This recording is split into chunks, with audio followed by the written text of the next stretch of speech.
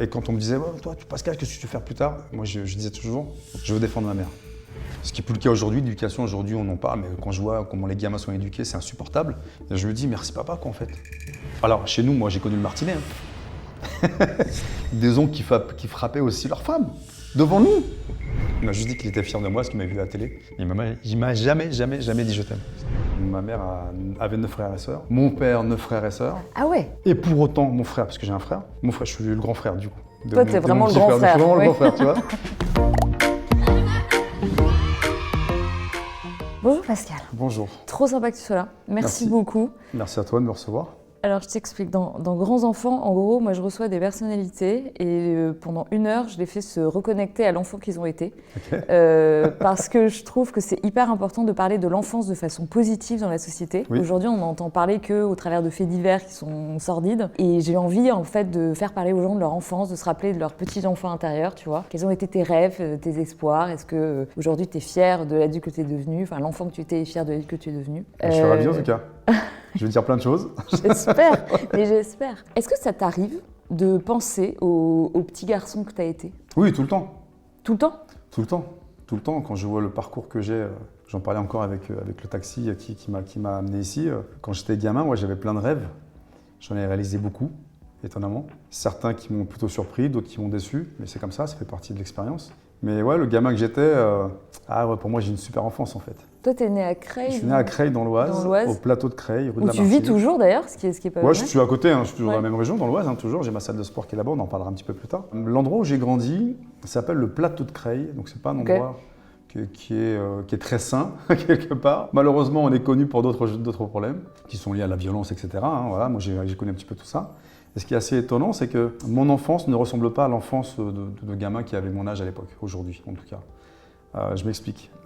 On était tous mélangés. La seule différence qu'on avait entre tous les gamins de ce quartier, c'était notre couleur de peau. Mais on ne faisait aucune différence de religion, d'appartenance. Voilà. Il n'y avait pas de racisme comme on entend aujourd'hui. Et c'est ce qui manque, moi, en tout cas, ce que je découvre, c'est ce qui manque aujourd'hui dans la société. Tes parents, ils viennent d'où? Du coup, ils venaient de l'Oise aussi? Ouais, mon père était ouvrier. Alors, c'est ce qui est fou, c'est que je ne sais pas trop, parce que mon nom est d'origine flamand. Ouais. Donc j'ai un nom flamand, donc belge. Ouais. Donc je ne sais pas de quel côté de la Belgique vient ce nom. Ma mère est née à Canet-de-Cour, dans l'Oise.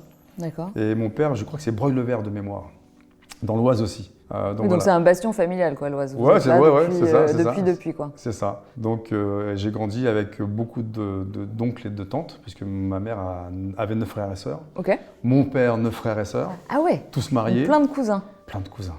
Plein. Que vous voyez beaucoup ou c'était... Avec certains, oui. Ouais. Avec d'autres, quasiment pas. Parce que nous, on a grandi dans des endroits, le plateau de Creil. Pour notre famille, c'était compliqué parce qu'on nous disait, on entendait, nous gamins, vous habitez dans une cage à lapins. Et effectivement, quand on regarde de loin, ça fait... Ouais, c'est dur à entendre. Ouais. Moi, mes cousins étaient en pavillon. Nous, on était en appart. C'est plus chic d'être en pavillon, ouais. C'est mais plus du coup, c'était un peu de votre gueule Non, même pas. C'est qu'on sentait qu'il y avait une vraie différence, en fait. Et tu vois, quand t'es enfant, déjà, tu te dis, mais... Au sein de ma famille, il y a déjà cette différence. Pourquoi, en fait? Nous, on n'a pas demandé à habiter là. On n'a pas demandé à grandir dans des HLM, en fait. Et en fait, on s'y sentait super bien. Et pour autant, mon frère, parce que j'ai un frère, je suis le grand frère, du coup. Toi, t'es vraiment le grand frère. Je suis vraiment le grand frère, tu vois. C'est assez étonnant. Et je me dis, quand je vois certains cousins, certains ont fini... Je suis désolé, les cousins, les gars, mais je vais parler de vous, quoi. Nous, on était un petit peu les reclus. Ah, t'habites dans un HLM, t'as vu, vous n'avez pas de thunes, tes parents, ton père est ouvrier, ta mère est femme de ménage. Et alors? Et pour autant, on a réussi. On a réussi nos études, on a réussi notre vie. Et quand je vois certains cousins qui étaient en PAV, certains n'ont pas réussi, je me dis, voilà, les gars, il ne faut pas parler en fait. Et tu crois, c'est quoi la différence du coup entre eux, entre l'éducation qu'ils ont reçue et celle que tu as reçue? C'était quoi l'éducation de tes parents? Éducation stricte. Stricte comment? À la dure en fait, tu manques pas de respect aux parents. Okay. Tu aides une mamie qui porte un sac dans la rue, tu te lèves dans un bus, tu laisses ta place à une mamie, aux anciens. On avait beaucoup de respect sur des anciens. On respectait les grands frères de quartier. On avait peur d'eux d'ailleurs. Aujourd'hui, c'est le contraire. Les grands frères utilisent les petits pour faire leur trafic. Ouais. Et ça, je le dis à chaque fois j'en parle. Je trouve ça dommage. Et je pense qu'il faudrait remettre les grands frères aujourd'hui dans les quartiers, mais les vrais grands frères qui s'occupent des petits, qui nous donnent des règles, en tout cas, et qui nous expliquent ce qu'il faut faire et ne pas faire. Là-dessus, on a eu beaucoup de chance parce qu'on a eu des grands qui nous ont vraiment bien dirigés et bien cadrés aussi, parce que les parents étaient durs. Mon père a fait la guerre d'Algérie, donc quand il est arrivé, quand on est né, on avait le côté un peu militaire à la maison. Un regard suffisait en fait. Mon père nous regardait, on savait qu'on devait arrêter les conneries, on devait s'arrêter. Ouais. Juste un regard. Et je ne dis pas qu'on avait peur avec mon frère, c'est pas qu'on avait peur de mon père, mais c'était quelqu'un qui était assez violent quand même, mine de rien, parce que voilà, avec ma maman, il était brutal. Donc nous, on a vu des images qui restent en moi, qui sont marquées à vie. Tu en as voulu à ton père? Comment? Ouais, bien sûr, beaucoup. Je me suis vengé, c'est pour ça que je suis parti dans les arts martiaux. C'est pour ça que j'ai fait des sports de combat, parce que j'avais qu'une envie, c'était de défendre ma mère déjà. Ouais, et puis de régler les comptes avec mon père. Ça, je ne l'ai jamais fait, pour autant. J'en ai voulu beaucoup, oui, bien sûr. Et en grandissant, il y a des vérités qui surgissent. Et dans ces vérités, on se dit, c'était pas de sa faute, mais c'était pas une bonne raison. Ces gestes-là n'auraient jamais dû exister en fait, on n'aurait jamais dû les voir. Mais on les a vus. C'était comment dans le regard dans ton regard de petit garçon, de voir ta maman mal, se faire maltraiter, Dur parce qu'on en parlait à l'école. Ce qui est fou, c'est qu'à l'école, parfois, quand on avait des leçons à faire, on était en groupe de 4 et on devait se raconter nos vies. Et les profs, je trouvais ça vachement bien en fait, parce qu'on partageait des moments avec des gamins qui étaient dans le quartier avec nous et forcément on les connaissait pas tous forcément bien parce que voilà, moi celui qui était au fond du quartier je traînais pas trop avec eux, moi j'étais plus avec ceux qui habitaient à côté de chez moi et quand on me disait toi Pascal qu'est-ce que tu veux faire plus tard, moi je disais toujours je veux défendre ma mère, je disais ça à chaque fois, je veux défendre ma mère. Pourquoi? Et là il fallait que j'explique parce que mon père voilà. C'était quoi la réaction des gars? Ils disaient quoi? Ils comprenaient pas en fait. Ah bon mais t'es sûr, t'en es là vraiment? Je dis ouais mais tu sais pas ce que je vis, tu sais pas ce que je vois, moi je vois de la violence chez moi. Et cette violence-là, je n'accepte pas. Donc je me suis dit, il faut que je rentre dans un système où je suis là pour aider les autres, d'où mon métier aujourd'hui. Voilà, donc aider celui qui a de la peine, aider celui qui se fait maltraiter, aider celui qui est en difficulté. Et je pense que ça vient de là en fait. Ça, c'est ta maman qui a insufflé ça? Ouais, notre maman elle a toujours été là pour nous, le papa aussi. Hein. Et ce qui est assez étonnant, c'est que pour ma part, je n'ai pas de souvenir où mon père jouait avec moi étant petit. Et très récemment, parce que mon père est décédé aussi du coup, père son âme. Assez étonnamment, avec mon frère, on a découvert des photos où mon père, voilà, on a ça, il y a un tapis de jeu. Je suis par terre et mon père est à côté de moi et joue avec moi. Donc t'es tout petit quoi. C'est dur parce que c'est des choses, je suis désolé d'être dans l'émotion, mais parce que je suis un mec vrai, c'est des choses que j'ai occultées. Et je me dis mais merde, pourquoi j'ai pas ces bons souvenirs là quoi. C'est très dur, très dur. Et quand on voit les photos, on se dit merde, j'ai une image d'un papa qui est dur, qui est violent, qui est ça. Et je n'ai pas l'image d'un papa qui est doux avec nous. Tu sais, après, on a rarement la vision complexe des gens. Les gens sont plus complexes qu'ils nous sont. Je suis désolé, moi je me lâche, tant pis. Hein. Mais je t'en prie, mais t'es là pour ça. Mais merci de ta confiance, vraiment. Et tu sais, les gens, ils sont hyper complexes aussi. Et parfois, c'est plus facile de catégoriser les gens et de leur en vouloir pour quelque chose que de dire ah mais en fait, il avait aussi des bons côtés. Et ça a été un papa. C'était un papa. Il nous a élevés, voilà. Heureusement qu'il nous a éduqués. Ce qui n'est plus le cas aujourd'hui. L'éducation aujourd'hui, on en parle, mais quand je vois comment les gamins sont éduqués, c'est insupportable. Et je me dis merci papa quoi en fait, parce que tu nous as montré. La bonne direction, le bon chemin, comment bien travailler à l'école, comment devenir quelqu'un de bien plus tard. C'est ça qui nous a transmis avec mon frère. Tu as été suffisamment gentil de m'envoyer plein de photos. T'as vu, il y en a plein. En amont. Fais-moi sourire un peu là. Et j'aimerais en montrer, tu vois, cette photo. Ah, celle-ci, c'est ma préférée. Je crois que tu l'aimes beaucoup. C'est ma préférée. Tu as l'air d'être au ski et tu souris pour le coup de toutes tes dents. C'est ça. C'est là où je me découvre un autre petit gars, ouais. Quand je vois cette photo aujourd'hui, je suis amoureux de cette photo en fait. T'as l'air follement heureux là. Ouais. Vraiment, ça a l'air d'être en kiff. Je suis bien, je suis au ski, je kiffe le ski. T'es où là au ski, tu sais ou pas? Ouais, au Carrosse d'Arrache. D'accord, c'est ouais, c'est un endroit où tous les jeunes de nos quartiers allaient, c'était payé par la mairie entre autres. Okay. Et c'était un voyage scolaire. Donc on partait une semaine au ski. Cool. C'était on appelait ça comment on appelait ça déjà? Ça porte un nom. C'est pas les vacances au ski, c'était. Oh, je sais plus, mais ça va revenir. Ça, c'est loin. Hein. et cette photo, t'as l'air vif, t'as l'air heureux. Plus que sur celle-là, mais t'es plus petit. Ouais. Petit garçon hyper sage, trop chou. Et moi, j'aimerais bien, parce qu'on a parlé de ton père là, on parle de ta maman. Dans tes yeux d'enfant, dans les yeux de ce petit garçon là, comment elle est, maman? C'est une princesse. C'est une princesse? Ouais. Elle vous a protégé, elle vous a adoré. Elle vous a protégé. Femme de ménage. Ouais. Travaillait beaucoup? Ouais, beaucoup trop. Beaucoup trop. Je trouve qu'on ne la respectait pas assez dans son métier. Qui n'a pas eu la chance de faire de grandes études. Parce qu'elle est l'aînée de 9 frères et sœurs. Et c'était la personne qui devait élever ses frères et sœurs en fait. À l'époque, c'était comme ça. Elle voulait faire des études et ses parents ont décidé autrement. On dit non, tu ne feras pas d'études. tu vas élever tes frères et sœurs et tu feras le métier que tu feras plus tard. Et donc, elle est devenue, malgré elle, femme de ménage. Mais elle a toujours été là pour nous. Pour les devoirs, mes parents ont fait ce qu'ils pouvaient. Mon père ne savait pas lire ni écrire. C'est ça qui est fou. Et il a appris avec le temps. Et ça, on ne le savait pas. Nous, En fait, on a découvert plein de choses sur nos parents en grandissant. Comme tous les enfants. Quand tu es dans une famille, tu subis le truc, tu fais bon voilà, chez nous c'est comme ça, on le vit comme ça, ok. On n'était pas on manquait de rien, on n'était pas malheureux, on n'était pas riche, mais on manquait absolument de rien. Moi je sais que mon frère portait mes fringues en fait parce qu'on a 2 ans d'écart. Donc mes parents n'achetaient quasiment pas d'affaires pour mon frère, donc ils me disaient surtout prends soin de tes affaires parce qu'il y a ton frère derrière. Donc j'avais pas le droit de me traîner par terre, d'avoir des trous sur mes pantalons, c'est un truc de fou. Hein. Et ma mère me disait toujours prends soin de ton frère, protège ton frère. Parce qu'elle savait que la fratrie c'était important. La famille c'est important, la famille c'est important. Et voilà donc c'est marrant, c'est fou ce qui se passe là maintenant, parce qu'il y a plein de choses qui reviennent. Des choses que j'avais plus ou moins enterrées ou occultées, tu vois. J'ai encore sa voix. J'ai encore la voix de mon père dans la tête. Et ce qui est fou, c'est que mes parents n'étaient pas démonstratifs. C'était une autre époque aussi. Le je t'aime, il n'y avait pas. Ouais, les câlins, il n'y avait pas. Ouais. C'était faut que tu bosses. Par contre, ne me ramène jamais la police à la maison et que je vienne jamais te chercher dans un commissariat. Quand t'es gamin et que t'entends ça, tu fais ah ouais, c'est chaud là. Donc, on avait peur de... Alors, chez nous, moi, j'ai connu le martinet. Hein. Les gens me disent « Ouais, le martinet, c'est un truc de dingue, c'est de la maltraitance. » Non, c'était un moyen éducatif pour dire « Arrête tes conneries. » Et là où on a grandi, les conneries étaient faciles. Parce qu'on se faisait engrainer par les potes. Donc, voler, c'était facile. On nous apprenait, il y avait des mecs qui étaient plus doués que d'autres, qui nous engrainaient dans les trucs. Moi, je me souviens, c'est marrant que je te parle de ça, je me souviens d'un truc où on vole des bonbons. Tu vois, des bonbons, tu vois, c'est pas non plus le vol de dingue. On casse pas des magasins, quoi. On est sur un marché. Il y a une étalage de bonbons. Et un des potes nous dit les gars, on se met en file indienne, on court et on prend une poignée de bonbons chacun. Oh putain. Et on le fait.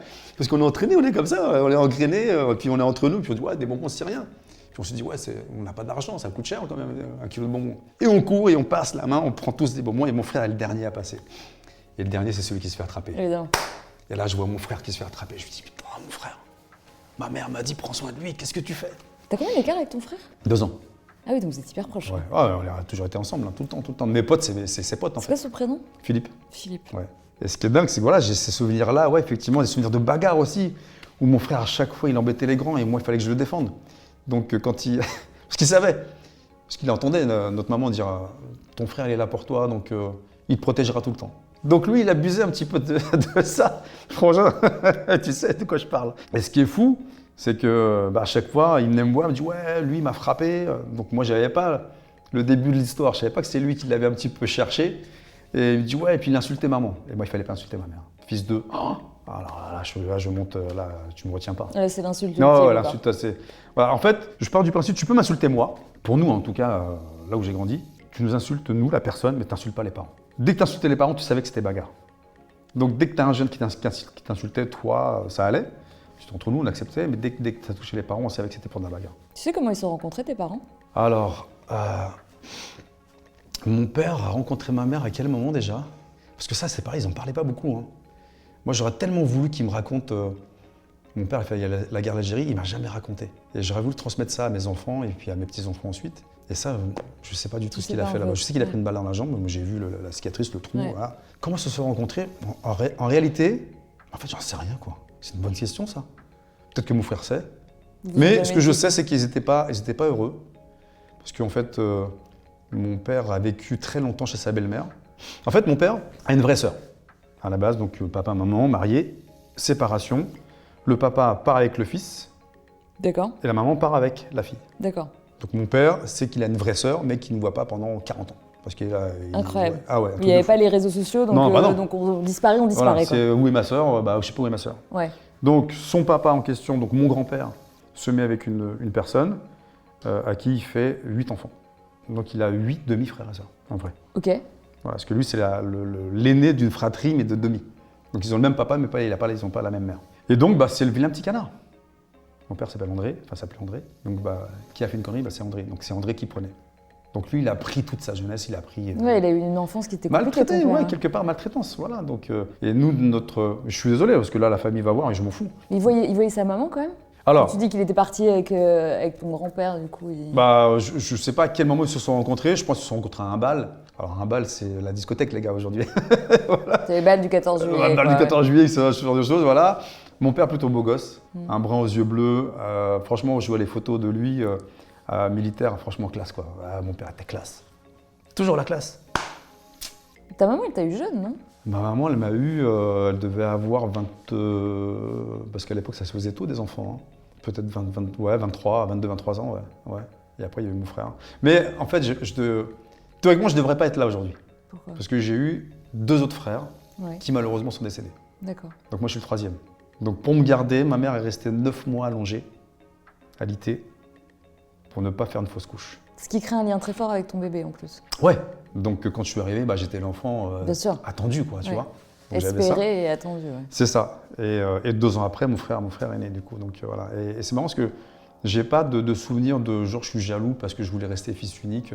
J'ai pas ça comme souvenir. Après, t'étais petit quand il est né. Ouais, il y a 2 ans. À partir de 3 ans, souvent, on garde des souvenirs, mais de 0 à 3, on se rappelle de rien, en fait. Donc c'est ça qui est dingue. Donc moi, j'ai toujours connu l'endroit où on a grandi, j'ai toujours connu cet endroit-là, cet appartement, 4e étage, sans ascenseur, voilà, avec nos voisins avec qui on s'entendait très bien, des voisins alcooliques. C'était la folie, c'était ce quartier, c'était n'importe quoi. Tu vois, moi j'ai une image, je me dis, en gros, ton père, donc il est ouvrier, il bosse à l'usine. Ouais. Ta mère, elle est femme de ménage, mais elle est quand même là beaucoup. C'est elle qui, la maison repose sur elle en fait. Ah oui. C'est elle qui fait la cuisine, Toujours c'est elle clean. qui vous fait, voilà. Je pense que c'est au cordeau. Ouais. C'est incroyable, tu vois. Et tu te demandes en fait aujourd'hui comment elle a réussi à tout gérer. Parce que c'est vrai en fait, ouf. avec le recul. Elle gérait un mari qui n'était pas forcément là et peut-être pas spécialement sympa quand il la voyait. Ouais, lui, il bossait en 2 3-8. gosses, voilà, 2 gosses. Et je pense que ce genre de maman, en fait, telle que je me la figure, ta mère, et corrige-moi si je me trompe, elle voulait que vous soyez nickel, que vous soyez bien élevés. Voilà. Quand on allait dans la famille, il fallait pas bouger. C'est bon, on va chez ton machin, on va chez ta machine. Vous savez ce qu'il faut faire. Vous ne bougez pas. Si on vous demande si vous avez faim, vous n'avez pas faim. Vous ne bougez pas. On était comme ça, on ne bougeait pas. En fait, c'est la meilleure éducation du monde, ça. Ah, c'était incroyable. Surtout avec beaucoup d'amour. On était respectueux. Pour autant, ma mère, juste, elle nous disait, voilà, vous ne bougez pas, ne nous faites pas honte. C'était ça son langage. Elle ne voulait pas avoir honte de nous, au contraire. C'est fou, hein. Et cette éducation-là, moi, je dis, je l'ai peut-être reportée sur mes enfants, parce que moi, j'ai 2 garçons. Je l'ai peut-être reportée sur eux. Je sais que j'étais pas facile. Moi aussi, j'ai divorcé, hein, du coup, donc voilà. Ils ont connu la séparation, ils ont connu des pseudo-belles-mères. Mais dans mon enfance, moi, j'avais qu'une envie, c'était que mes parents se séparent, en fait. Tu sais, quand t'assistes à de la violence comme ça, tu te dis, mais séparez-vous, c'est mieux. On divorçait pas à cette époque. À l'époque, tu sais, non. À l'époque, t'assumais. J'ai des amis croates qui font 6 mois en Croatie, 6 mois en France. Ils me disent, vous, les Français, vous divorcez facilement quand même, hein. Je dis, mais pourquoi tu dis ça? C'est des anciens, hein, ils sont assez âgés. Il me dit, parce que nous, déjà, on est croyants. Je dis, ok, chacun ses idées. Il dit, mais nous, on fait face aux difficultés. Quand on a des difficultés avec notre femme ou notre mari, eh bien, on fait face et on essaie de les surmonter. C'est pour ça qu'on ne divorce pas. Parce que le divorce, c'est ne pas résoudre le problème, en fait. Il faut qu'on en parle. Pourquoi ça ne va pas? Pourquoi tu as la main lourde? Pourquoi tu me fais subir ça? Regarde la famille qu'on a. Eh bien, mes parents sont restés ensemble jusqu'à la fin, quoi. Toi, t'en penses quoi de ça? Ça fait... Parce que tu dis que t'as divorcé, t'aurais voulu que tes parents divorcent. Ouais, c'est ça qui est fou. Tu dis que le mec, il a raison, en fait, qu'il faut se battre. Ouais, il faut se battre, ouais. Bah ouais, si t'aimes la personne. Je sais que mon père aimait profondément ma mère, c'est ça qui est fou. Mais vraiment, hein, c'était son amour, quoi. Il n'avait pas d'autre femme ailleurs. Et c'était sa femme, c'était sa vie. Je pense qu'il aimait la famille aussi, mais ouais, on était très famille, parce que voilà, avec autant d'oncles et de tantes, tu ne peux que être tu peux que aimant ou aimer. Mais c'est pas toujours le cas. Moi, j'ai assisté à des bagarres gamins dans des mariages, des oncles qui se tabassent. On est à un mariage, on est censé faire la fête, et ça finit en désastre. Mais combien de fois j'ai assisté à ce genre de choses? Des oncles qui frappaient aussi leurs femmes, devant nous. Tu te dis, mais c'est quoi ce monde en fait? Les mecs, c'est quoi votre délire en fait avec les femmes? Vous avez un problème, c'est quoi? Il faut montrer la testo et dire on est des bonhommes, donc une femme ça ne se respecte pas. Ah, si, ça se respecte. C'est pour ça que moi quand je voyais tout ça en grandissant, je me dis, mais c'est quoi cette famille de dingue que j'ai moi? Ah, attention, j'ai des oncles et des tantes qui sont extraordinaires. Hein.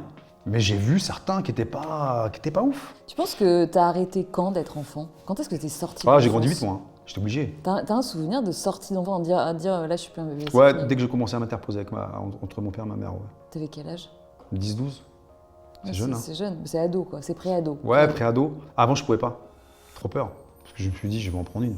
Parce que là, t'as une grande carrure, t'étais déjà grand, enfin t'as grandi petit, hyper vite. Ah ouais. Ouais. Sur la photo en tenue de ski, ouais, t'as l'air minus. Chou et minus. Je suis le plus petit de l'équipe. Figure-toi que je vais te raconter un truc. Au moment de partir au ski, on nous mesure. Parce qu'en fait, on n'avait pas de moyens d'acheter les tenues de ski, ça coûtait cher à l'époque. Et l'école fournissait les tenues. Toi, déjà, ça n'existe plus, ça. Tu vois, tu veux partir au ski, bah, tes parents payent, tu te démerdes. Et du coup, on nous mesurait. Et mon prof, je suis en CM2, hein, mon prof me mesure, et j'entends 1m01. C'est bien, t'as passé la barre, quoi. Ouais, je me dis, putain, 1m1. Et tout le monde fait 1m1, mais en fait, t'es petit. Et je pense que c'était 1m10 pour moi. Je pense que je me suis mis dans la tête que c'était plutôt 1m10 qu'1m1. Et quand il m'a dit 1m1, là, j'ai vu la risée. Là, on m'a traité de petit tout le temps. Et c'est pour ça que je me suis dit, bah, vivement que je grandisse, quoi. Donc déjà, la taille n'était pas mon avantage. Mon frère fait 1m80. Ok. Mais là, t'es hyper grand. 1m75. Ça va. 1m80, c'est bien. 5 cm de plus, c'est bien. Non, ça, dans la société d'aujourd'hui, 1m80, c'est pas mal. C'est la taille moyenne. Mais donc, je suis petit quelque part. On me dit, Pascal, le grand frère, vous n'êtes pas si grand que ça. Et tu vois, même encore maintenant, on me le dit, mais vous n'êtes pas si grand que ça. Je dis, putain, je suis déjà au CM2, on me le disait, arrêtez de me le dire, quoi. Je fais 1m75, mais c'est pas la taille qui fait l'homme, encore une fois. C'est ce que je dis aujourd'hui, c'est ma réponse. Tu vois, j'essaie de compenser le truc comme ça. Mais ouais, donc t'es petit, je suis tout fin. Je sais pas si je t'ai envoyé des photos où je faisais l'haltéro, j'ai 15 piges, je suis comme ça. Si. Je pèse 75 kilos. Je les ai. 65 kilos. Non, qu'est-ce que je raconte? 52 kilos. C'est ça. Là, je pèse 52 kilos. Là. Mais là, t'as quel âge? 15 ans? Ouais. Ça, c'est l'adolescence. C'est l'adolescence, quoi. Je suis tout mec, ouais, je suis l'adolescence. T'es heureux à l'adolescence? Bah, avant d'arriver à l'adolescence, je suis déjà heureux, entre guillemets, petit. Parce que ça se passe bien. On fête Noël, on a nos cadeaux, on écrit la lettre au Père Noël, tu vois, voilà, et on a ce qu'on a vraiment. Je découvre qu'ensuite que les cadeaux, finalement, c'est les parents qui les achètent. Tu vois, je ne sais pas si je dis ça. Voilà, on découvre tout ça. Donc, mais ouais, non, enfant, j'ai pas une enfance malheureuse dans le sens où on a tout ce qu'il faut. C'est-à-dire qu'on a des vêtements, on a de quoi manger, on a une chambre que je partage avec mon petit frère. Donc on est tous deux dans la même chambre, donc nous on a grandi à deux dans la même chambre quoi. Une chambre de 10 mètres carrés, donc tu vois c'est pas énorme, hein. T'as deux lits simples, voilà, et on n'a même pas de table de chevet, parce qu'on n'avait pas besoin à l'époque, il n'y a pas de téléphone portable, il n'y a rien de tout ça, tu vois, t'as pas besoin. Une maman qui vous aime. Une maman qui nous aime, un papa qui nous aime aussi un papa qui met des cadres. Qui cadre mais qui nous aime. Parce qu'on apprend par une de mes tantes, qui est une de ses demi-sœurs, qui nous a parlé au moment de son décès, qui nous a dit mais les garçons, vous savez pas, votre père il parle beaucoup de vous. Hein. Je lui ai dit mais qu'est-ce que tu racontes, Tata Monique? Tata Monique, qu'est-ce que tu racontes? Comment ça? Il nous a jamais dit. Ah ouais, mais nous, il nous disait. Il est fier. Ouais. Et le papa, il disait pas. Il parlait pas de sentiments. Il n'y avait pas ces mots d'amour que moi je peux avoir avec mes enfants. Il n'y avait pas ces accolades que moi j'attendais depuis tout petit. Prends-moi dans tes bras, s'il te plaît. T'as fait des compliments, ton père? Ouh, tardivement, à 35 ans. J'attendais qu'une chose, c'est qu'il me dise je suis fier de toi. Tout petit, j'ai attendu ça. J'ai dit il va le dire ou il va pas le dire? Mais ça ne faisait pas partie de son éducation, non. Ça ne faisait pas partie de ses mots. Et vu ce qu'il avait subi, on ne l'a jamais encouragé, on ne l'a jamais félicité, on ne l'a jamais dit que c'était quelqu'un de bien. Donc forcément, il a reporté ça en fait. Il a fait ce qu'il a vécu, ce qu'on lui a appris. Donc il a reporté ça. Je pense que ouais, involontairement, il ne nous a pas donné ces mots-là qu'on attendait, quoi. Il ne pensait pas qu'on en avait besoin. Et tu vois, il me dit « je suis fier de toi » quand j'ai 35 balais, le jour où il me voit dans l'émission Pascal le Grand Frère. Est-ce que tu crois qu'il s'est vu un peu dans ce que tu faisais? À recadrer des gars je sais pas. Je sais qu'il venait me voir très rarement au sport. Parce que moi, en fait, le sport, c'était un échappatoire. Bien sûr. Tu vois, l'haltérophilie, c'était un club qui y avait à côté de chez moi, on y allait à pied. Jamais nos parents nous auraient emmenés. Ma mère n'avait pas le permis, donc elle ne savait pas conduire. Jamais mon père a pris sa voiture, nous a dit je t'emmène au foot, ou je t'emmène au judo, ou je sais pas. Jamais. Lui, il bossait en 3-8, il bossait, il ramenait l'argent à la maison. Ma mère aussi bossait le soir à faire du ménage. Ouais. Voilà, donc il fallait subvenir aux besoins de tout le monde, il fallait qu'il y ait à manger dans l'assiette et qu'on puisse partir une fois par an à la mer, au Tréport, mer du Nord, la mer Marron, tu vois, qui est froide, mais c'est mes plus belles vacances. C'était ça que vous faisiez l'été, quoi? Comment? C'est ça que vous faisiez l'été? Vous alliez toujours au même endroit? Ouais, toujours au même endroit, le Tréport. Parce que le Tréport, c'était... C'est où le Tréport, pardon? C'est dans le Nord. D'accord. Dans le nord de la France, on est à 2 heures après Beauvais. Il y a quoi à côté? Il y a E. La ville s'appelle EU. Il y a Mers-les-Bains. Oui, E, c'est dans les mots croisés. Oui, ouais, c'est ça. Donc il y a la ville de E, il y a Mers-les-Bains, et il y a le Tréport, il y a Berck, que tu connais sans doute. Oui, très bien. Dieppe, Bah, c'est tout ce coin-là. Voilà. Donc là, vous alliez où? Vous allez Au Tréport au camping Non, en location. Mes parents prenaient une location, un appartement, tous les ans, le même appartement, même endroit, la même adresse, tous les ans. Et on partait, les souvenirs. On partait, je me souviens, pourtant on est à 2h. On partait à 4h du matin. Pourquoi? Pas les bouchons, parce qu'il y a un truc psychologique. Non, c'est 4h du matin. On partait à 4h, je me souviens. On avait une 4L. Les voitures de l'époque, une 4L. On préparait la valise la veille. T'imagines? La veille, on descendait les valises le soir à 21h, 22h. On mettait les valises dans le coffre. Les valises étaient toujours bien rangées. Mon père, c'était pas maniaque, mais moi, je suis un peu comme ça aujourd'hui. T'es carré, quoi. Je suis ordonné. Voilà. 4h du matin, réveil, allez, on y va. On est arrivé à 6h. Tu te dis, mais la location, on ne l'avait pas. Tu te dis, mais il faisait froid le matin, à 6h du matin, là-bas, en bord de mer. C'est les mers du Nord, hein, donc il y a du vent, il caille. On allait boire notre petit chocolat chaud. C'est ça qui était fou. C'était le rituel. Petit chocolat chaud dans un bar. Et on attendait que le propriétaire arrive à 8h. Imagine, hein. Donc 2 heures d'attente, nous filer les clés et là on s'installait. C'est trop sympa comme souvenir. Ah ouais, j'ai des souvenirs de fou. Moi, le Tréport, c'est mes plus belles années de vacances. On adorait aller là-bas. Vous y passiez combien de temps à chaque fois? 15 jours ou un mois. C'est pas pareil, hein. Je crois que c'était un mois. Ça passait tellement vite en fait. Toi, t'arrivais là-bas et on retrouvait les mêmes amis. Parce qu'en fait, les gens de l'époque allaient en vacances toujours au même endroit. Tu sais, c'est comme dans les campings. Tu viens l'année prochaine? Ouais. Putain, super. Et puis, tu as les enfants qui sont là, qui se connaissent. Et puis, au fil du temps, on grandit. Et puis, on est au même endroit. Et on allait toujours au même endroit, salle de jeu. Ma mère nous donnait en cachette un petit peu de sous parce que mon père, en fait, tout le salaire qu'il gagnait était pris par sa belle-mère. Donc, il avait 0. Ah oui, c'est Donc, sûr. en fait, c'est lui qui souvenait un petit peu au petit frère. André, tu travailles. Donc, comme je t'héberge, tu payes un loyer, mais tu me donnes ton salaire entier. C'est horrible. Ouais, c'est horrible. Mon père, quand il s'est marié. C'est la marâtre, quoi.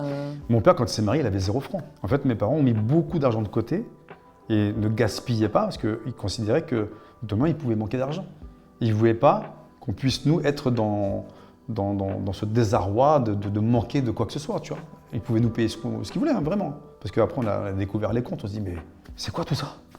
Il faut placer, il faut acheter un appartement, acheter une maison. Non, on n'achète pas. On reste en location et on met de l'argent de côté. C'est pour vous plus tard. Ils avaient raison. Ils étaient économes. Pas des radins, économes. C'est une belle preuve d'amour. Ouais, c'est ça, peur de manquer en fait. Quand je te dis on a manqué de rien, sauf d'amour, le mot. Mais sinon, on a manqué de rien avec mon frère. Moi, j'ai pas des souvenirs où il y avait toujours de la viande dans l'assiette. Le dimanche, le rituel, c'était le roast beef. Tu vois, il y avait des rituels comme ça. Tous les dimanches, c'était roast beef. On savait. Mon père faisait une jardinière. La jardinière, c'est un mélange de petits pois, de pommes de terre, de carottes. Et quand il faisait une jardinière, en fait, on la mangeait le lendemain. Parce qu'elle était meilleure. C'était meilleur le lendemain. C'est Ouais. comme la blanquette. Oui. Incroyable. Et on voyait mon père faire de la cuisine. Alors pour nous, c'était notre mère, quoi. Il y a des souvenirs que j'ai. Ah ouais, on partait en colonie de vacances aussi. Ouais. C'est Ça avec ton frère. Vous aviez quelle relation avec ton frère à cette époque-là? Ah ouais, Genre, vous faisiez comme tout ça. ensemble, Ah vous ouais. vous inscrivez aux colonies de vacances ensemble, Ouais, vous tout aviez les ensemble. mêmes groupes de copains ou vous étiez. Alors non, en fait, comme mon frère devait toujours être avec moi, ma mère disait à mon frère, tu restes avec ton grand frère. Tu fais attention à ton petit frère. En fait, c'était la menace. Vous aviez des surnoms? Elle te donnait des surnoms, ta mère? Mon frère, c'était, je sais pas si je peux le dire, ouais, Je me désolé dis- frangin, c'était Titi. Donc, ok, donc Titi, tu vois. Mais il y avait un autre surnom, mais là, c'est chaud. C'est sous la ceinture, donc là, c'est chaud. Ok, fair Mais enough. voilà. Ouais. Et moi, en surnom, non, Pascal, le squal, voilà, parce qu'on voulait faire un abrégé, mais c'est pas mes parents qui m'appelaient comme ça. Non, moi, j'avais pas de surnom. Non, mais Titi, ça lui va bien, c'est le cadet. Ouais, Titi, voilà, on l'appelait Donc, Titi, tu suis ton frère. Voilà, c'est tu suis ton frère, Pascal, tu restes avec ton frère. Ouais, c'est ça, Pascal, tu restes avec ton frère. Fais attention à ton frère. C'est fou comme la fratrie, ça a pris de la place dans ta vie. En fait, le mot frère, en fait, Ah c'est ouais. un mot avec lequel tu vis tout le temps. Ah Mais ouais. depuis. Oui, c'est ça en fait. Ça me Depuis le poursuit. premier jour, quoi. Ouais, c'est ça. Et c'est une grosse responsabilité parce que tu t'es dit, mais. Alors je suis l'aîné, hein, donc c'est moi qui. Donc, c'est toi le grand C'est frère. moi qui mange. Ouais. Donc c'est que toutes les erreurs que moi j'ai pu faire, mon frère les a vues. Il a dit, ouh là là, lui il a mangé, je vais pas faire la même chose. Donc quand je parlais du martinet, moi je me suis vu retirer les lanières en cuir. Parce qu'en fait, le martinet, il était à l'entrée. Quand tu rentrais dans l'appartement, tu avais un espèce de petit couloir carré, tu as les clés qui étaient accrochées, clés de la maison, clés de la voiture, etc. Une espèce de dressing, porte fermée, on mettait les chaussures. Et là, suspendu à côté des clés, le martinet. Et un jour, je sais pas pourquoi, je rentre, je vois le martinet, je dis, ouais, comment c'est construit ça? Puis je vois des clous, et je retire les clous, et je retire les lanières en cuir. J'arrive pas, j'ai pas de marteau, donc j'arrive pas à les remettre. Je me dis, oh, comment je peux faire? Donc je planque les lanières en cuir, et je raccroche le bâton, le manche du martinet. Sauf que mes parents, quand ils rentrent, ils voient qu'il manque quelque chose. Et là, on prend le martinet, on met des coups de bâton, mais pas méchamment, tu vois, pour dire, voilà, fais pas ces conneries-là. En fait, le martinet, c'était, attention, ça peut tomber. Ah, c'est une menace. Menace. Ils s'en servaient pas Non. vraiment, quoi. On n'a jamais pris on l'a pris peut-être une fois, un coup sur les fesses vite fait, tu vois. Je me suis dit, ouais, ça pique quand même. Donc, tu faisais une connerie, tu étais sanctionné et tu la faisais plus. Ce qui est plus le cas aujourd'hui. Est-ce que ça t'est arrivé de te dénoncer à la place de ton frère pour le protéger? Non. Non, on n'a jamais eu ça. On assumait. Tous les deux? Ouais, on assume nos conneries. Ton frère, il devait sacrément t'admirer, enfin, il doit sacrément t'admirer toujours. Mais... Ouais, je pense. Il a aussi Je été. vais montrer une photo de ton frère. Ouais. Quand même. C'est important. Philippe. Vous avez des photos de Titi, du coup. Ouais, Titi, ouais. Là. Ouais, c'est ça, le frangin. Il est trop mignon. Je sais pas à quoi il ressemble aujourd'hui, mais. Ah, c'est dommage que je t'ai pas donné. J'ai une autre photo, pareil que j'adore, une photo de mon frère.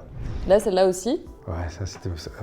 Moi, je l'embêtais, mon frère, c'était là. Titi, il a l'air un peu coquin quand même. Et On se bagarrait, faire souvent. Ouais. Franchement, mais on se bagarrait pas dans le sens à se faire mal, mais on chahutait, quoi, tu vois. C'était entre frères, tu te bagarres, on est deux mecs. Ah, c'est la testostérone, t'es là, il faut savoir qui est plus fort que l'autre. Mais j'ai une photo de mon petit frère sur la plage, il est blond, tout blond, mais vraiment blond. Hein. Ta maman, elle était blonde?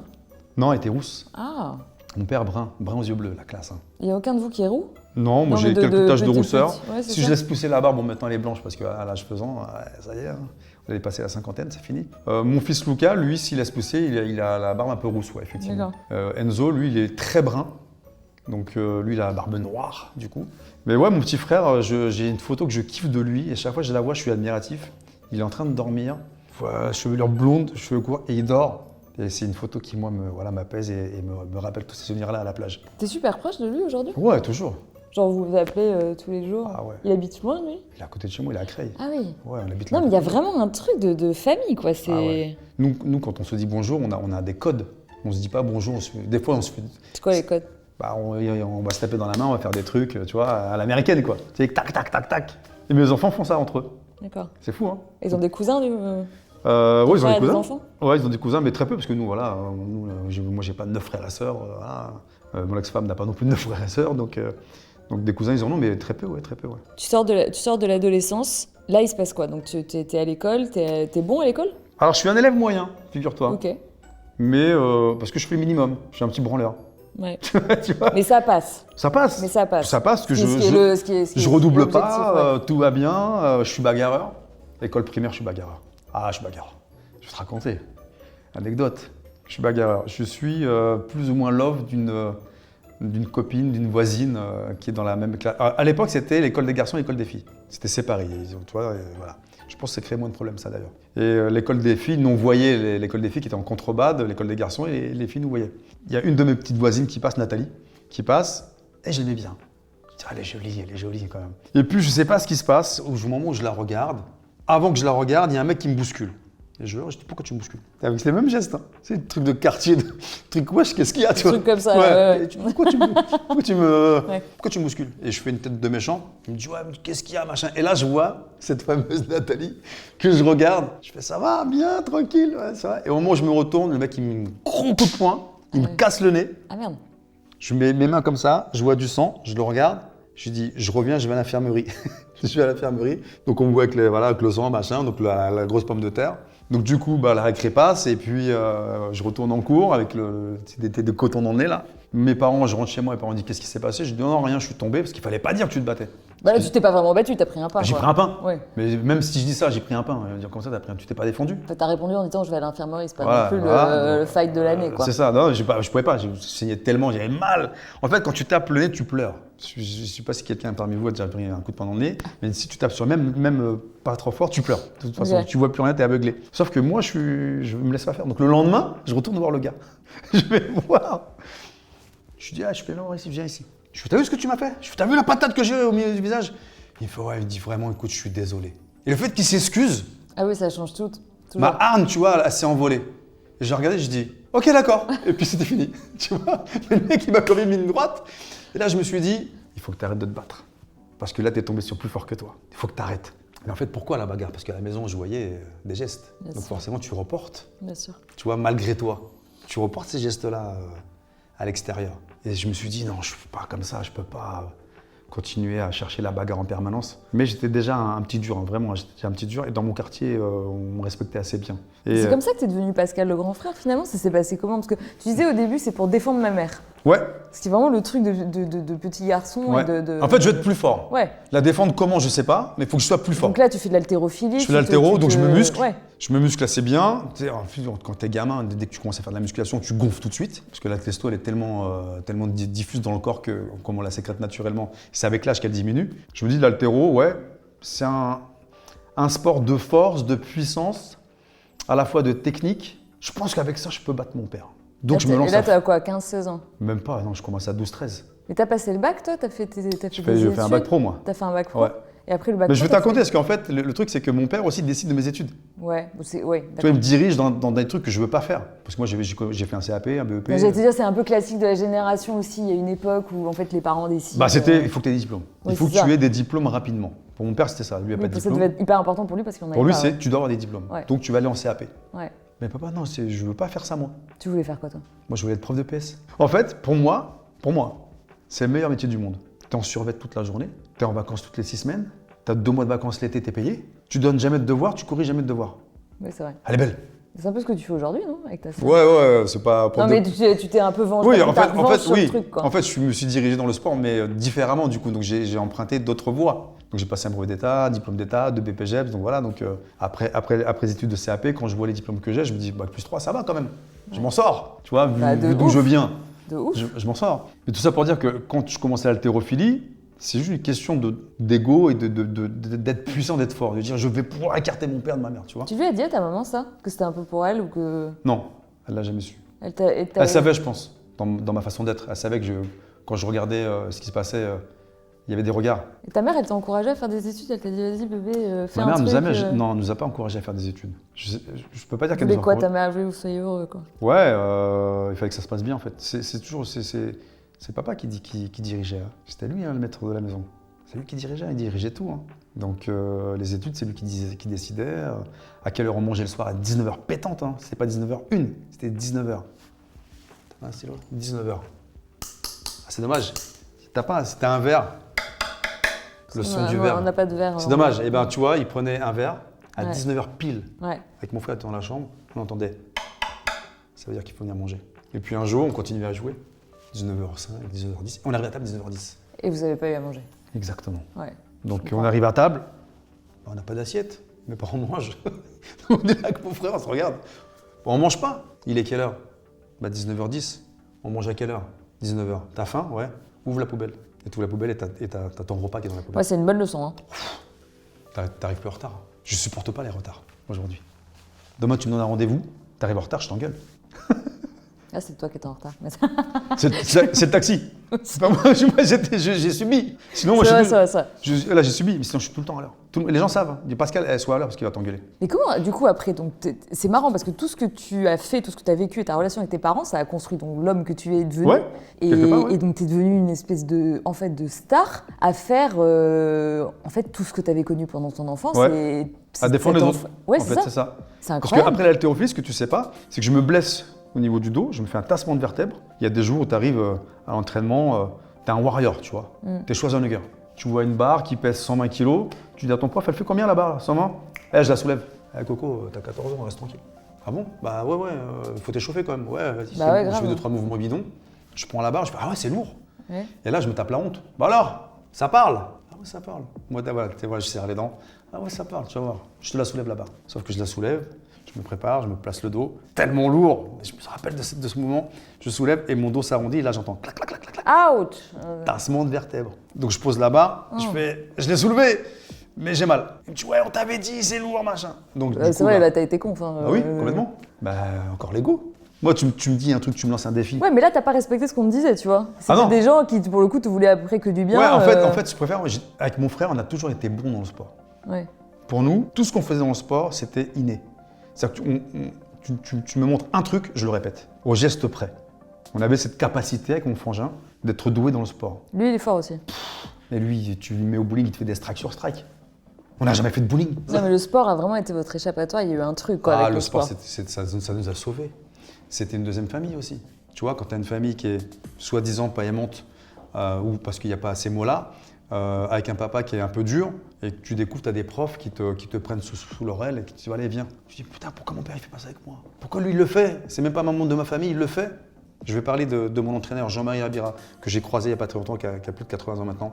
Jean-Marie, gros bisous, qui est venu me voir dans ma salle de sport là récemment, c'était incroyable. Toutes ces émotions qui sont revenues, il m'a sorti des photos, les photos que je t'ai envoyées. C'est lui qui me dit, regarde Pascal Seuil, j'ai retrouvé. Lui, c'était un deuxième père quelque part ou... Ouais, quelque part, c'est un flic, policier, okay. Très grand, 2 mètres. Et ce mec-là, mais d'une gentillesse, un sourire tout le temps souriant. Et tu vois, pourtant, le métier de policier, mais avec nous, il était adorable. Adorable, il nous a expliqué les règles, ce qu'il fallait faire, pas faire, comment travailler à l'école, comment réussir dans le sport, etc.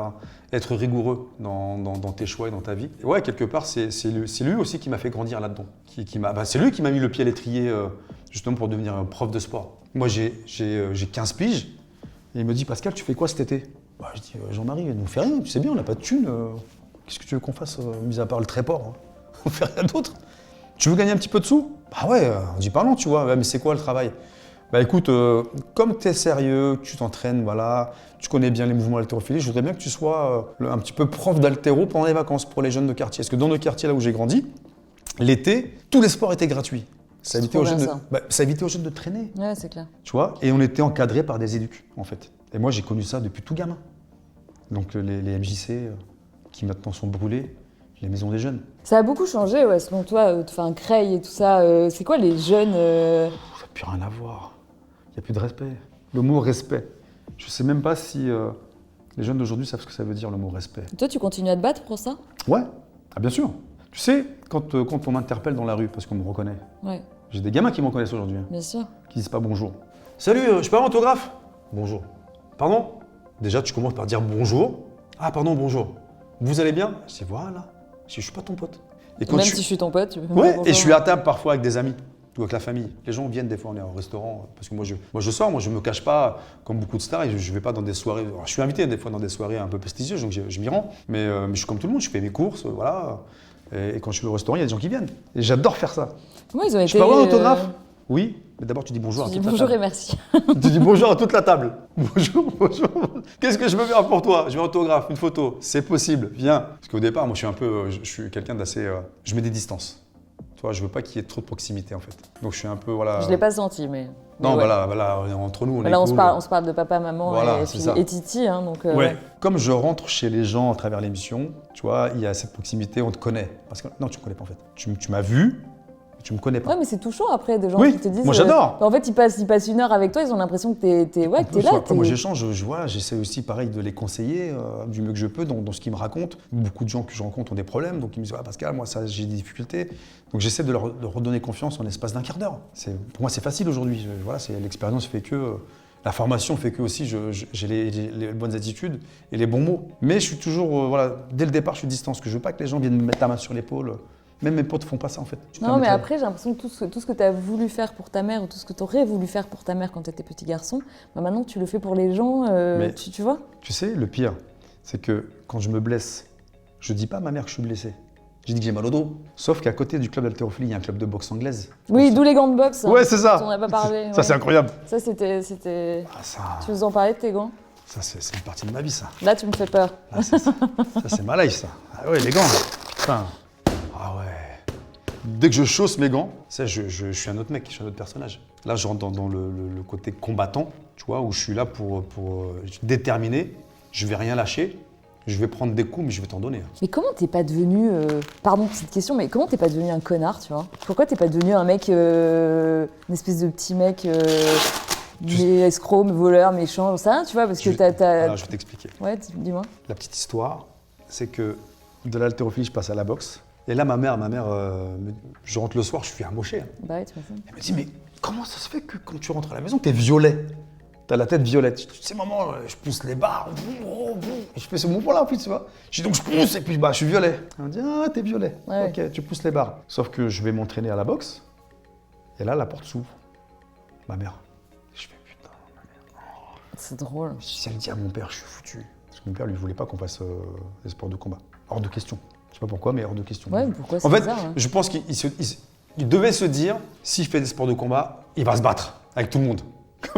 Comme j'ai vu, papa, c'est pas bien ce que tu fais. Donc je vais faire la même chose dehors. Donc je pense qu'il s'est dit ça. Je pense, hein. Je vois ma mère, elle me fait, viens. Elle dit, tu fais l'haltérophilie ? Je vois pas de barre ici, là, qu'est-ce qui se passe ? Elle me dit, écoute, je vais te dire une chose, je vais te dire qu'une seule fois, ne me montre plus jamais. Oh, c'était fini. J'étais ok maman. Qu'est-ce que tu lui as dit? Je lui ai dit la vérité, oui, je fais de la boxe depuis 1 an. Elle dit depuis 1 an? Tu me l'as caché, tu m'as menti, depuis 1 an tu me mens? J'ai dit maman, à partir d'un moment, je te mentirai plus jamais. Et je ne vais plus jamais mentir. C'est fou. Hein. Tu lui as dit de pas le dire à ton père? Je lui ai dit, je l'ai supplié. Et elle l'a fait? Elle l'a pas dit. Elle a rien dit, rien, elle a gardé le secret. En fait, on avait plein de secrets avec ma mère. Quand elle nous donnait un petit peu d'argent de poche pour aller faire des... parce qu'il y avait des fêtes foraines devant chez nous à l'époque, et voitures tamponneuses. On appelait ça les voitures tamponneuses. Et il fallait 1 franc, 2 francs, et elle nous filait des pièces de 5 balles. Tiens, allez faire des voitures tamponneuses, dites rien à votre père, hein, parce qu'il va gueuler. Ça, c'est de l'amour. Hein. De fou. Donc dès qu'on avait de l'argent de poche, on disait rien. Mon père n'a jamais été au courant qu'on avait de l'argent. En fait, c'est trop bien, vous avez vos petits secrets avec maman. Et oui, et ces secrets-là, on les a préservés tous jusqu'à la fin. En fait, c'est pas un peu le plus grand amour de ta vie, ta mère? Il y a un truc incroyable notre maman, bien sûr. Mais je crois que pour tous les enfants, notre maman, c'est... Pour tous les garçons, peut-être? Tu sais, pour les garçons, tu sais, on dit le paradis il est sous les pieds de la maman. Oui, c'est vrai, le paradis il est sous les pieds de la maman. La maman, c'est elle qui supporte tout, finalement. Elle a supporté les coups, elle nous a protégés, elle nous a aimés. Elle m'a dit « je t'aime » avant qu'elle décède, donc j'ai eu ces mots-là de sa bouche. C'était la première fois qu'elle te le disait? Ouais. Comment t'as réagi? En fait, t'es surpris, tu t'y attends pas. Tu te dis, mais merde, elle vient de le dire en fait. Ouais. Et tu sais, moi j'ai vu mes enfants, j'ai entendu mon père dire à mes enfants, papy, il vous aime. Ça, c'est un moment qui est dur pour moi parce que un de mes fils me regarde et me dit à mon père, papy, pourquoi tu ne le dis pas, papa? Je regarde mon fils, je regarde mon père, j'attends. Et il ne se passe rien. Je regarde mon fils, je fais, t'inquiète, je sais. Il ne le dit pas. Il ne me l'a jamais dit. Jamais? Jamais. Il m'a juste dit qu'il était fier de moi, ce qu'il m'a vu à la télé. Il m'a jamais dit je t'aime. Parce que je suis fier de toi, c'est pas je t'aime dans son langage. Ouais, pour moi c'était suffisant. Tu vois, je réclamais que ça. T'es fier de moi? Le daron, t'es fier de ton fils quand même? Je suis fier de toi. Je savais pas que j'avais un fils comme toi. C'est une phrase qui marque. Hein. Et donc petit, parce qu'il faut parler de l'enfance. Donc je grandis dans cet état d'esprit-là. Donc sport de combat, boxe anglaise. Je commence à être connu dans le quartier comme un combattant. Donc Pascal, il ne faut pas l'emmerder. Déjà, c'est un dur, mais il faut encore moins l'emmerder parce qu'on l'a vu, parce que les mecs de quartier viennent. Et qui boxe aujourd'hui? Tiens, c'est Pascal, le petit du 4e étage. Là. Et il me voit en train de boxer. Et je prends des coups, j'y vais, je lâche pas. Le mec, il me dit, il est fou lui en fait. Et sauf que moi, je mets des coups de pied sur un ring, c'est interdit. Donc mon prof me dit au bout d'un an, Pascal, compète? Je dis, non, moi je vais mettre des coups de pied. Il me dit, pourquoi? Je dis, parce que moi je veux des poings et des pieds. Bruce Lee. Moi j'ai grandi avec Bruce Lee. Hein. Bruce Lee, c'est kung fu, c'est pas karaté. J'arrête la boxe, je reprends mes amours de musculation et d'haltéro, du coup. Et quand j'arrive dans la salle, le gérant me dit, Pascal, va voir à l'étage. Il y a un mec qui fait des sauts, des coups de pied retournés, je sais pas ce qu'il fait là, il s'envole dans le ciel. Et je vois un gars qui s'appelle Pascal David, qui est mon premier prof de kung fu. Je lui dis, monsieur, qu'est-ce que vous faites comme sport? Kung fu. Et là, kung fu, je tilte, Bruce Lee, coup de pied, machin. C'est ce que je veux faire. Au départ, je vais faire taekwondo, mais il n'y avait pas de club taekwondo, c'était très cher. Mes parents ne me payaient pas le sport. Hein. Et en fait, l'haltérophilie, on payait quasiment rien. C'était une association, on payait peut-être 50 € l'année, tu vois. Le reste, c'était des subventions de la mairie. Donc nous, avec mon frère, je me souviens, on a fait des trucs en haltéro, on faisait des stages. Et pourtant, regarde, j'habite là, la salle d'entraînement est là, et là, il y a le centre des cadres sportifs qui est là. Et on fait un stage un week-end, et on nous dit, bon, Pascal, Philippe, vous allez dormir où? Je dis, nous, on veut dormir dans le centre des cadres sportifs parce qu'on fait le stage avec vous quand même. Je dis, ouais, mais vous habitez là? Ouais, mais on veut dormir là. Donc on dormait dans le centre des cadres sportifs. Et pour nous, c'était un échappatoire. Wow, on dort ailleurs, on est comme dans un hôtel, c'est génial. Donc pour nous, c'était une découverte parce que les hôtels... c'est toi et ton frère? Ouais, mon frère et moi. Ouais, vous faites tout ensemble. On a tout fait. Mon frère a fait du kung-fu avec moi. Il a fait... il n'y a que la boxe qu'il n'a pas fait. Mais haltérophilie avec moi. Bowling, il était super fort. C'est dommage qu'il n'ait pas continué. Je pense qu'il aurait pu faire une carrière en bowling. Je te parle de ça, je me dis avec le recul, je dis ouais, incroyable, on était doués. On avait cette faculté. Je pense qu'on aurait pu aller loin. Lui, mon frère est marathonien. Je déteste courir. Lui, marathonien. 3,45 un marathon. T'es fier de ton frère? Bah bien sûr. Mon frère, c'est tout. J'ai 2 dernières questions pour toi. Comment elle a réagi, ta maman, quand t'es devenue célèbre? Parce que de ce que j'ai compris de ta maman, t'es discrète, t'es quelqu'un qui n'a pas un mot plus haut que l'autre. Non, jamais.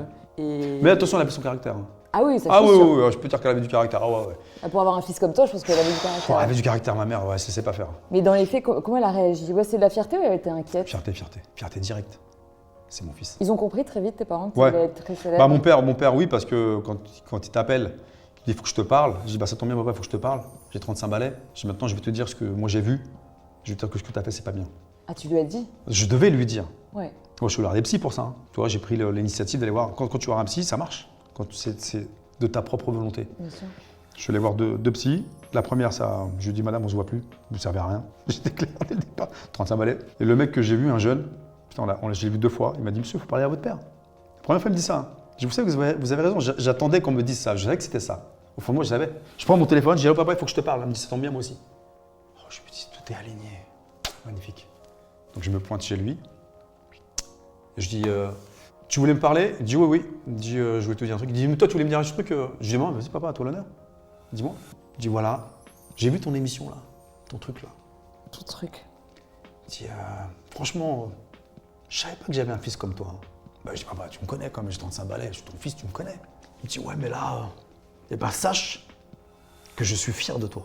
Ça t'a marqué ça, oui. Et là, la haine que j'avais, tu vois. Il me dit, et toi, tu voulais me dire quoi? Bah, rien. Je devais lui parler, non, lui dire, tu sais ce que j'ai vécu à cause de toi, machin. Mais tu lui as dit quand même à un moment. Dans mon bouquin, parce que j'ai écrit un livre. Ouais. Et quand j'ai lu le passage qui le concernait, on était en pleurs tous les deux. Dur.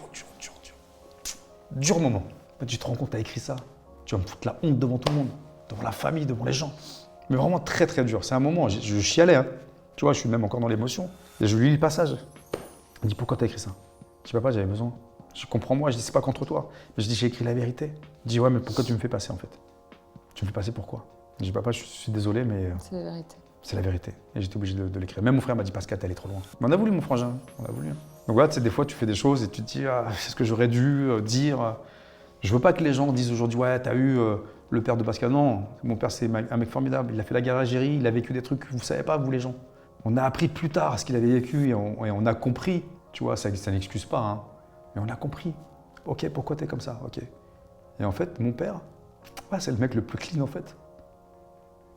Malgré les gestes qu'il a eu, c'était le mec le plus clean. C'est ça qui est fou. Et ça, on ne l'a pas vu. On ne l'a pas vu. Qu'est-ce que tu dirais aujourd'hui? C'est dur, hein? Ouais. Désolé. C'est ma dernière question. Qu'est-ce que tu dirais de l'adulte que tu es aujourd'hui au petit garçon que tu étais? Et comme c'est ton travail, je vais prolonger ma question. Qu'est-ce que tu dirais à tous les petits garçons un peu comme toi à cette époque-là? Si je me revoyais en face, je me dirais, ne change rien de ce que tu as fait. Prends les bonnes décisions, vis tes rêves, ne rêve pas ta vie. Et si tu as un objectif, fais en sorte de l'atteindre, comme tu as ce que j'ai toujours fait d'ailleurs. Quand je me fixais un but ou un objectif, je faisais en sorte de l'atteindre. Ça prenait du temps, mais j'y arrivais. Et quand j'avais atteint mon objectif, il y avait un deuxième objectif qui arrivait derrière. Et ma vie, ça a toujours été comme ça en fait. C'était des buts. Quand j'ai commencé à faire du sport, je voulais être champion dans le sport. Lorsque je suis devenu champion, j'ai changé de sport. Je voulais être champion dans le sport. Je voulais aller au championnat du monde de Kung Fu. J'ai atteint mon objectif. Je suis allé combattre à Taïwan au championnat du monde. Mais le parcours fut long, c'était 8 ans. 8 ans de travail, d'entraînement, de sérieux, de compétition, de pré-compétition, de compétition régionale, après compétition nationale, internationale, mondiale. Après, tu te dis, bon, c'est quoi la prochaine étape? Il faut que tu sois prof, mec. Deviens prof, passe tes diplômes. Et là, je passe des diplômes. Imagine, j'arrête mes études à l'âge de 18 ans. J'ai un bac F1 en poche. Un bac F1, productique. Qu'est-ce que tu veux que je fasse avec ça? Je sais pas ce que c'est un bac F1, mais oui. Productique, c'était tes programmeurs sur machine numérique, travaillent en usine, quoi. Tu vois, t'es programmateur, donc sur machine numérique. Donc tu programmes une machine qui va te faire une pièce de biscornu. Alors c'est génial parce que tu te casses la tête, il faut que je mette les bonnes lettres, les bons trucs, les bons codes. Mais c'est pas ce que je voulais faire. Moi, je voulais être prof de PS, papa. Pourquoi tu me mets je suis en 3e, enfin je suis en 4e, je passe en 3e. Tu me dis non, tu vois CAP. CAP mécanique générale. Là, je me dis, oh, je vais bricoler des voitures, ça va être cool. Mais à la fin, tu as eu la vie dont tu rêvais. J'ai pas rêvé cette vie-là, moi. Moi, je voulais être prof de PS, c'est tout. Je voulais être dans le sport. Peu importe le sport, mais je voulais être dans le sport. Qu'est-ce que tu dirais du coup au petit garçon aujourd'hui? Je lui dirais ça, je lui dirais, tu voulais être prof de PS, deviens-le. Résiste, entre guillemets, oppose-toi à ton père sur ce choix-là. J'aurais dû m'opposer. J'aurais dû dire non, je ne vais pas là-bas, je reste là. Et là, j'aurais eu un parcours différent, c'est sûr. Mais bon, aujourd'hui, je ne regrette pas ce parcours. C'est un parcours qui est magnifique. Un parcours incroyable. Qui est dingue. Tous les gens me disent, Pascal, d'où tu viens, ce que tu étais devenu. Même mes potes de quartier me disent, putain, Pascal, t'as réussi. Je dis, gars, je vous ai toujours dit, restez pas là. Et bravo pour ce que tu as fait, parce que je trouve que tu redonnes confiance à des jeunes et tu redonnes confiance en les jeunes de la part des adultes. Et je leur dis à chaque fois, les gars, génial. il faut croire en vos rêves. Mais tous, quand je vous vois, vous n'avez pas d'objectif, vous n'avez pas de but. C'est quoi ton but dans 3 ans? Qu'est-ce que tu as envie de faire dans 3 ans? Voilà. La question que je pose, que 5 ans, c'est trop loin. 3 ans, c'est rapide. Dans 3 ans, qu'est-ce que tu veux faire? Je voudrais faire ça. Qu'est-ce que tu attends? Bosse maintenant. Et dans 3 ans, tu vas y arriver. Fais-moi confiance, je te dis, tu vas y arriver. Si tu suis ce que je te dis, que tu fais le nécessaire, c'est-à-dire travailler à un moment donné, tu n'as pas le choix, tu vas y arriver. Si dans 3 ans, tu n'as pas réussi à atteindre ton but, pose-toi les bonnes questions. Revois tes 3 dernières années et vois ce qui a cloché dans ces 3 dernières années. Qu'est-ce que tu as loupé? Tous les gamins que je rencontre aujourd'hui, personne n'a de but. Tu veux faire quoi en 3 ans? Je sais pas. C'est vrai. Je veux être influenceur. C'est un métier, ça. Dans quelques années, ce ne serait plus un métier, ça serait fini. Il y a autre chose qui va arriver. On ne sait pas quoi, mais il y a autre chose qui va arriver. Et moi, je remercie encore mes parents, franchement, parce que je trouve qu'ils nous ont bien élevés, même si c'était pas facile. Mais quand je vois la jeunesse d'aujourd'hui, je préfère ma jeunesse. Ah, je préfère mon temps. Tu sais, on volait des bonbons, on jouait aux billes dehors, on pouvait sortir, on n'était pas en danger, tout le monde prenait soin de tout le monde. Quand je vois ce qui se passe aujourd'hui, c'est pas la même tu vois ce que je veux dire? Merci Pascal pour ce morceau d'enfance. Avec plaisir. Il faut que tu me réinvites parce qu'il y a encore plein de choses à raconter. Je t'inviterai pour parler de ta paternité à un moment. Merci beaucoup d'être venu, bravo pour tout ça. De rien. Et puis à très bientôt sur Grands Enfants. Avec plaisir, merci à tous, merci à toi.